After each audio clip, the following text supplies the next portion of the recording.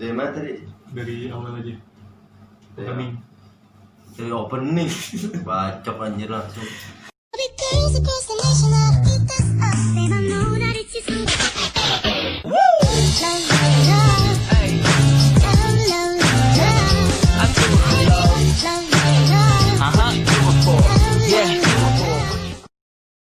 Halo bro, selamat pagi, selamat siang, selamat sore, dan selamat malam. Di video kali ini gue bakal adain sesi tanya jawab nih. Tapi ini sebenarnya bukan Q&A bro. Ini pertanyaan pribadi gue sama pertanyaan dari teman-teman gue. Titipan ceritanya. Sebelumnya perkenalin dulu diri lu dulu dong. Nama gua Reski Gentakila, bisa dipanggil Gepeng. Dan umur gua, umur mah nggak perlu tahu lah ya. Berapa kira-kira? Ya pokoknya Belum gua tahu. udah kuliah lah, gitu loh. Lu kuliah di mana sih, Bang? Kalau boleh tahu, Bang. Gua kuliah di Universitas Negeri Semarang, jurusan Ilmu Sejarah, Fakultas Ilmu Sosial. Kabar lu gimana nih hari ini? Alhamdulillah baik dan belum kena corona. Nah, kalau belum kena corona pasti kena lah. Insya Allah kagak lah cuy. Amin Kan ya. Bang Jago. Bang Jago. Siap.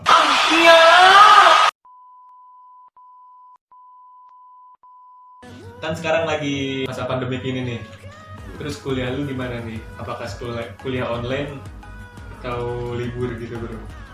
Kalau sekarang gue lagi posisi kuliah online udah dari bulan Maret tuh, pas awal-awal corona ya kan. Gue dari bulan Maret sampai bulan Juli kemarin semester genapnya. Sekarang di semester ganjil nih, gue baru mau mulai lagi September. Gue kuliah online lagi, masih daring sampai nanti kemungkinan bulan Januari gue kuliah online. Itu masuk kuliahnya lihat kondisi dulu apa gimana? Apa tetap masuk aja walaupun masih ada corona gini? Oh, kuliah tatap mukanya. Iya. Kalau lu untuk kuliah tatap muka, kemungkinan sih kalau menurut gua ya itu Iya. mau ada corona mau enggak, itu tetap pasti Januari itu insya Allah kuliah tatap muka. Karena apa yang gua lihat ya, kuliah namanya kuliah daring, kuliah online itu menurut gua nggak efektif. Karena apa? Banyak aspek-aspek sosial, langsung belajar anak-anak dan lain-lain yang nggak kesentuh lewat kuliah online. Jadi mau nggak mau menurut gua Januari itu udah harus yang namanya kuliah tatap muka, atau anak SMA, SD, SMP itu harus udah tatap muka. Karena apa ya, itu yang terpenting gitu, karena udah orang-orang udah mulai jenuh gitu sama gua. Lu masuk PTN itu lewat jalur apa nih? SBM kah apa SNM? Oke. Gua itu angkatan 2019. Gua masuknya ke Universitas Negeri Semarang. Gue sebut UNES aja ya, gue singkat. Itu gua masuk lewat jalur namanya SBMPTN.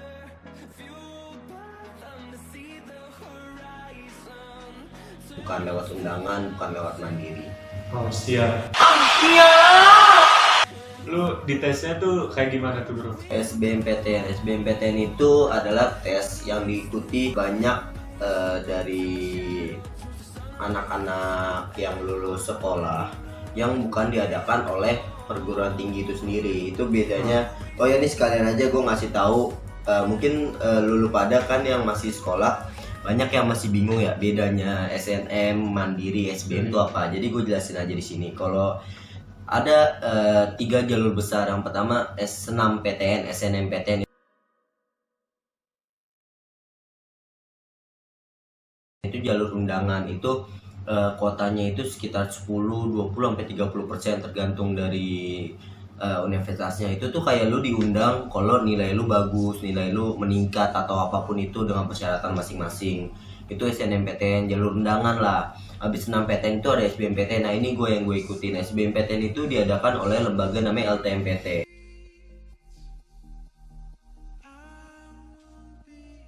Jadi kita hitungannya kayak tes masuk perguruan tinggi tapi tidak diadakan oleh universitasnya. Itu bedanya sama mandiri. Kalau mandiri itu ada tes. Tesnya itu diadakan oleh universitas yang mau kita tuju. Dan itu biasanya bedanya mandiri dan SBM. Kalau mandiri itu di beberapa universitas ada yang namanya uang pangkal atau uang gedung. di luar dari UKT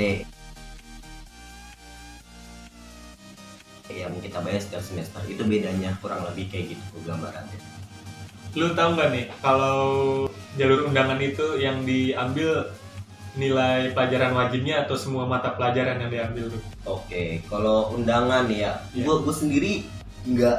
Jadi gini nih, jadi gue sendiri itu kan jujur ya, gue bukan orang pintar, gue bukan orang yang menonjol di kelas. Jadi undangan itu kita juga harus dapat tiketnya. Maksudnya nggak semua anak di kelas itu bisa dapat jalur undangan, cuman beberapa. Kalau bisa dibilang orang-orang pintar doang gitu ya.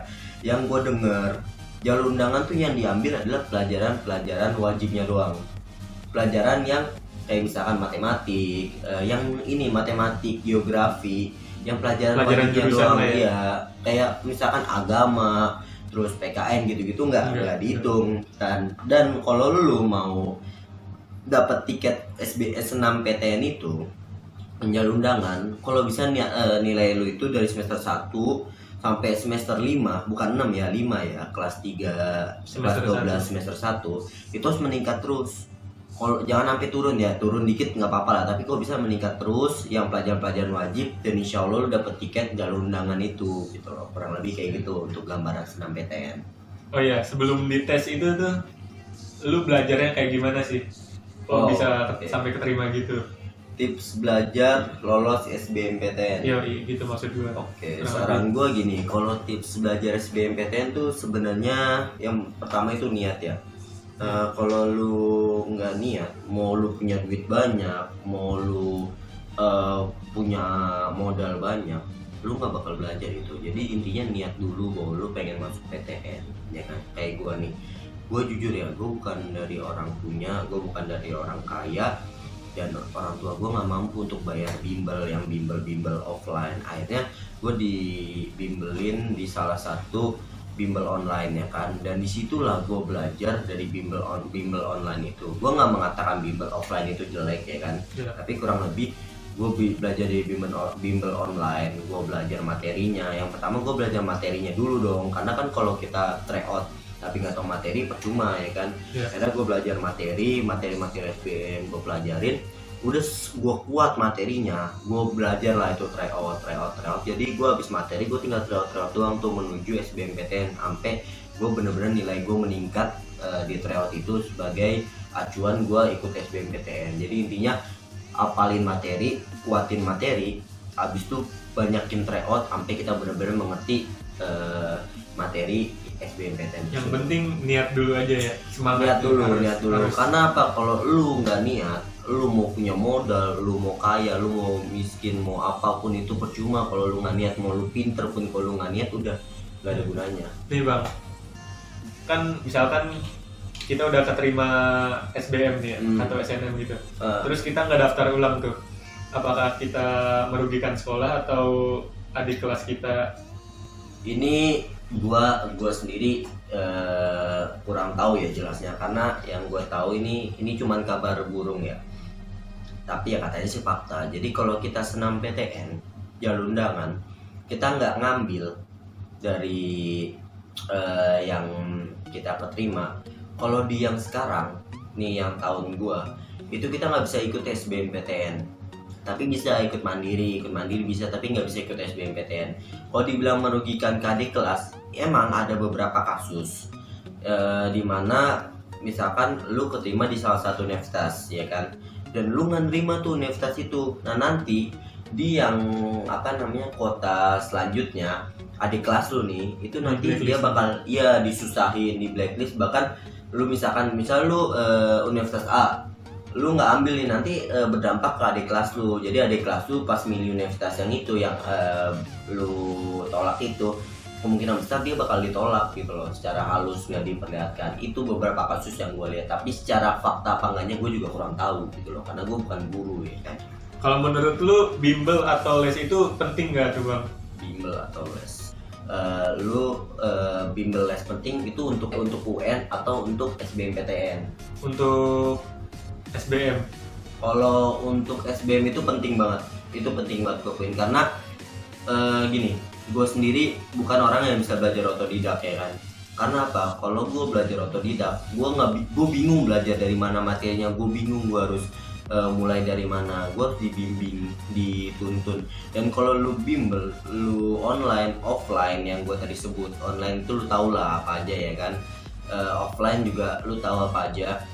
Itu lu bakal dikasih tahu, oh lu belajar tuh mulai dari sini materinya, lu belajar mulai dari sini, lu belajar dituntun kayak gini, sehingga akhirnya lu tahu, oh gue belajar yang ini dulu, langsung lu dikasih materi tryout, materi apa. Jadi bimbel menurut gue penting, tapi kembali lagi gue nggak bisa memaksakan ekonomi dari keluarga lu pada ya kan, karena gue juga nggak tahu keadaan ekonomi lu gimana. Tapi kalau lu nanya bimbel tuh penting apa enggak, karena itu penting banget kalau untuk SBMPTN, karena dialah yang membimbing kita, menuntun kita ke bagaimana kita akan menjalani perjuangan kita menuju lolos SBM apa enggak gitu. Nah, makanya kalau buat orang tuanya yang mampu membiayai kita les atau bimbel itu jangan disia-siakan ya. Nah, jangan disia-siakan, karena apa? Nggak semua orang mendapatkan kesempatan itu, dan kesempatan nggak datang 2 kali.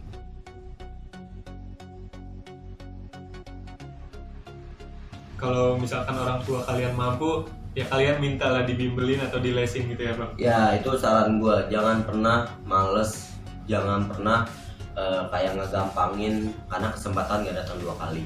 Motivasi lu masuk perguruan tinggi negeri itu apa aja sih bang? Motivasi masuk PTN, Iya, motivasi gue itu ada banyak, cuman gue kasih tahu aja yang pertama. Yang pertama, motivasi pertama gue pastinya semua orang di dunia ini, sebagian besar pasti pengen ngebanggain orang tua lu ya kan.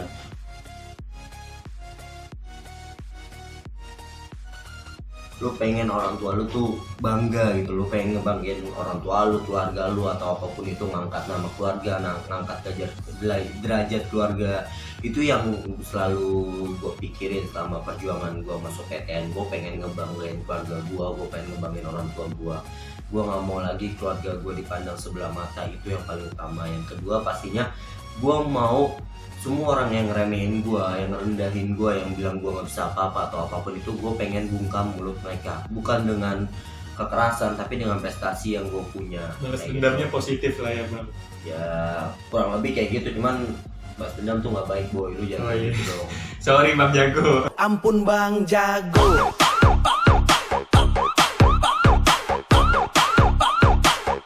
Gak maksudnya secara halus gitu balas dendamnya. Siapa? Oke. Jadi intinya jangan mudah menyerah ya kan. Pokoknya semua orang yang ngeremehin udah lu tutup mata, tutup kuping, lu tetap dalam satu tujuan. Nah yang terakhir, motivasi gue pastinya untuk masa depan, karena ya gue tahu kita punya jalan hidup kita masing-masing. Bukan berarti orang yang gak PTN gak sukses atau gak kuliah gak sukses, tapi menurut gue PTN adalah salah satu jalur kesuksesan lo. Insya Allah kalau masuk PTN kemungkinan besar lu bisa sukses atau apapun itu, kurang lebih kayak gitu sih menurut gua. Kegiatan lu saat kuliah ini gimana nih? Pas tatap muka gitu, sebelum ada coronanya ini. Dulu tuh gini, kuliah itu menurut gua lucunya tuh gini ya kan, orang dulu anak-anak SMA pengen cepet-cepet lulus, pengen kuliah, tapi ternyata kuliah tuh nggak segampang itu boy. Kuliah nggak seindah itu, kuliah tuh capek, apalagi gue yang ngerantau ya kan. Hidup ngerantau tuh bener-bener wah capek boy, gue nggak bohong ya kan. Tapi dari ngerantau itu lu jadi tumbuh dewasa, lu nemu ide-ide baru, mandiri. Iya banyak ya apa pelajaran yang lu dapetin gitu loh. Dan kuliah kemarin gue itu ikut organisasi ya kan, gue ikut organisasi Gerakan Mahasiswa Nasional Indonesia, gue ikut story study club UNES, dan langsung gue ikut kepanitiaan, beberapa kepanitiaan. Jadi gue tetap aktif. Gue tuh bukan mahasiswa yang kayak kupu-kupu, ada namanya mahasiswa kupu-kupu. Apa itu Bang? kuliah pulang. Gue nggak kayak gitu. Gue mahasiswa yang kuliah jalan, organisasi jalan, kepanitiaan jalan. Jadi gue punya banyak channel, banyak relasi. Itu penting, channel, relasi, pengalaman. Gue punya itu semua. Jadi bukan cuma ini doang ya, bukan nambah temen juga ya bang. Iya, di organisasi cuman itu. kayak lu kuliah cuman nontonin dosen aja, yang nggak gitu. Lu harus keluar dari Bergaul kelas, ya. bergaul. Organisasi itu penting banget di dunia kerja. Organisasi itu benar-benar dituju, benar-benar dicari, dan itu paling penting. Organisasi itu penting banget selain kuliah dan IPK, itu sih menurut gua. Cara pembelajaran di kuliah tuh gimana sih bang? Pembelajaran di kuliah. Jadi gini boy, kuliah itu yang membedakan sama SMA nih paling mencolok ya. Kalau di SMA, misalkan lu nggak ngerjain tugas, Iya. guru ngejar-ngejar lu kan, Iya. nih boy, lu belum ngerjain tugas ini, ya Iya. kan, nilai lu masih kecil. Kalau di kuliah, ini yang paling mencolok, nih unik nih. Di kuliah, orang yang diajarkan adalah orang-orang yang dewasa, orang-orang yang ngerasa dia memerlukan dosen itu, memerlukan guru itu, bukan guru yang memerlukan dia. Jadi kalau nilai lu kurang, lu yang ngejar-ngejar dosen, ngerti gak? Oh siap. Iya, jadi kayak Pak, Bu, nilai saya masih kurang, nilai saya masih ada yang minus nih, bukan dosen yang ngejar lu. Jadi kalau nilai kita kecil tuh dosen bodo amat gitu Ya ya? bodo amat, kayak bahkan nih misalkan ya, lu madol ke mana kek, ya dosen gak nyariin lu. Kayak lu kan kalau SMA madol kan guru masih nyariin ya, kayak Iya. si ini mana nih absen apa alfa gini-gini. Kalau di kuliah ya bodo amat gitu loh, karena ya yang diajarin orang dewasa. Kalau emang dia mikir baik ya udah madol, nggak madol gitu loh, ngerti kan? Itu bedanya kuliah gitu. Perbedaannya apa sih di kuliah sama di SMA tuh? Nah, kalau selain itu tadi ada juga nih bedanya kuliah SMA tuh. Contohnya kalau di SMA kan lu jamnya itu lu harus 6:30 bangun. Iya. Wah, lu sampai jam 3 lu di sekolah. Kalau kuliah beda. Kuliah waktunya itu bedanya selang-seling. Jadi gini, lu jam 9 sampai jam 11 kuliah. Lu belum tentu jam 11 sampai jam 1 kuliah lu bisa pulang. Tapi ada lagi kelas jam 1. Jadi kayak gitu, jadi waktunya fleksibel. Dan kalau udah tahu waktu fleksibel gitu, orang masih madol, masih molor ya goblok. Gitu kan. Kesel gua sama orang-orang Padahal kayak tinggal gitu. atur jadwal aja gitu, Nah. bisanya kapan. Dan ada orang yang madol atau orang yang nggak kuliah cuman gara-gara ketiduran. Itu ya gitulah, nanti lah ada komen lah Aduh. kayak gitu. Jadi intinya bedanya kuliah SMA itu salah satunya selain tadi yang kita ngejar-ngejar dosen,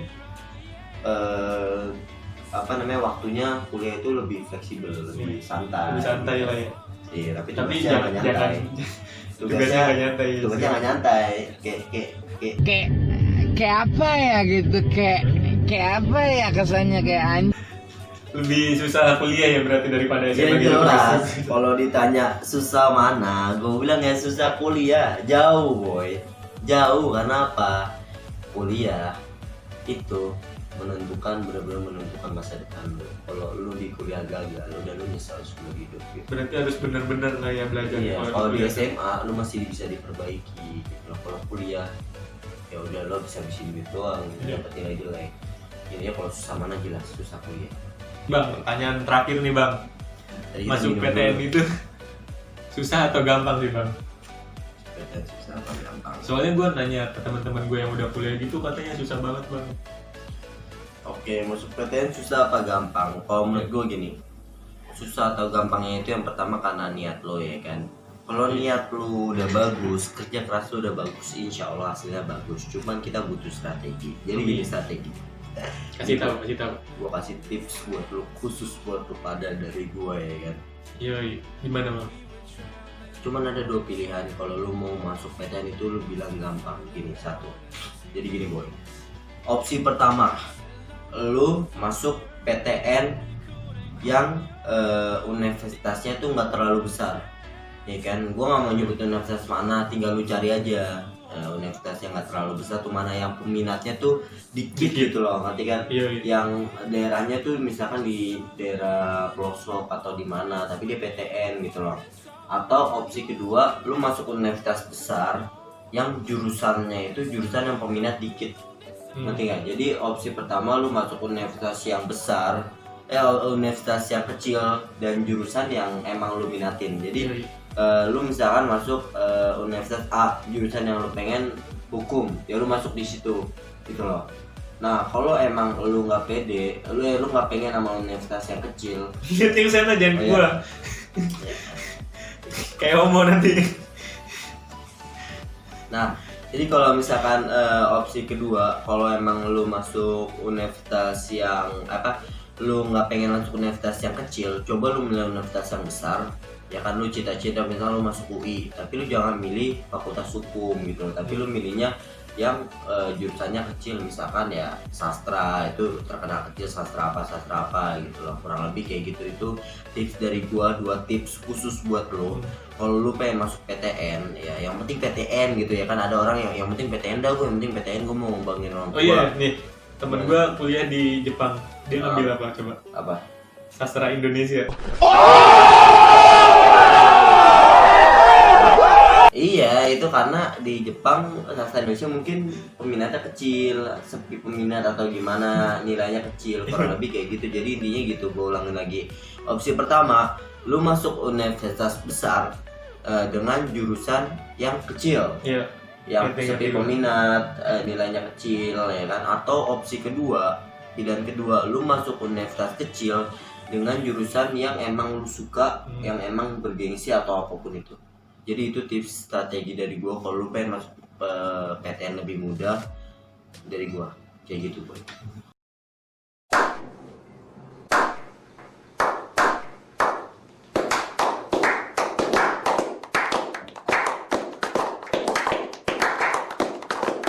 Udah nih, sampai di sini aja ya tips dari Bang Jago nih.